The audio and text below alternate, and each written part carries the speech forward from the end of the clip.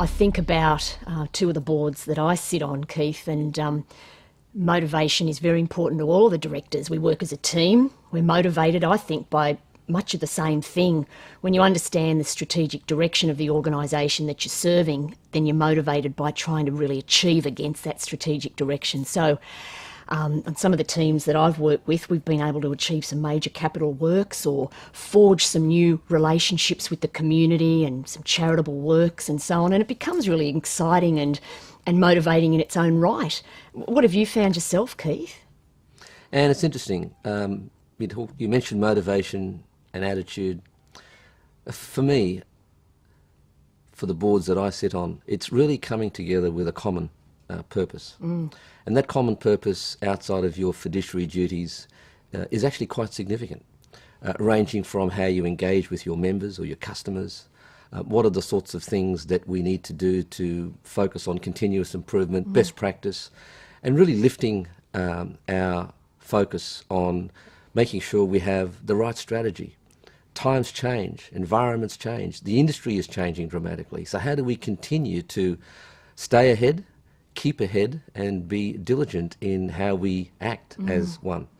And when it's all going well that way, it's quite rewarding, isn't it? You get a lot of personal satisfaction as a director about the achievement that you're making. And, I think I'd really like to emphasise that point to you that while you're giving, and you're giving of your time and your personal energy, it's also very, very rewarding.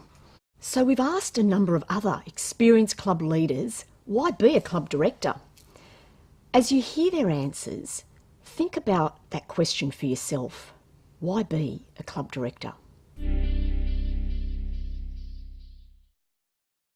think the key to being involved on a board in a club, and I'd say it about my board here, is the thing that they share is a passion for this organisation. They love the club. They work for the club. They do everything they do here. They do for the club, and they can see that they've got a great club. We have a great club, and it's it really is. That's their thing. That's what they love to do, and that's the most important thing for them.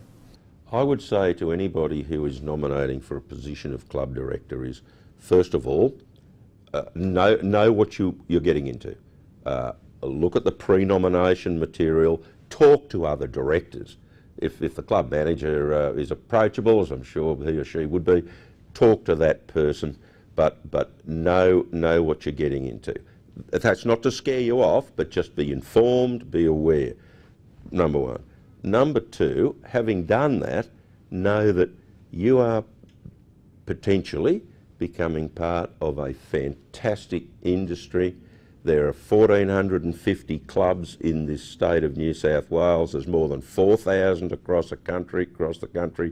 We've got 5.7 million memberships of clubs in this state and 11.5 million nationally, all providing enormous facilities and services for people, apart from 45,000 upfront jobs in New South Wales, 50,000 volunteers, etc. So you're not joining some tin pot organisation, you're putting your hand up to become an integral part of, yes, your own club, but on the bigger picture, a terrific industry, terrific movement, peopled largely by terrific people. It would be a great role. You're an elected representative of your local club, which is a hugely important local organisation, right in the middle of community life, providing infrastructure and facilities where people go to enjoy their family and friends' company.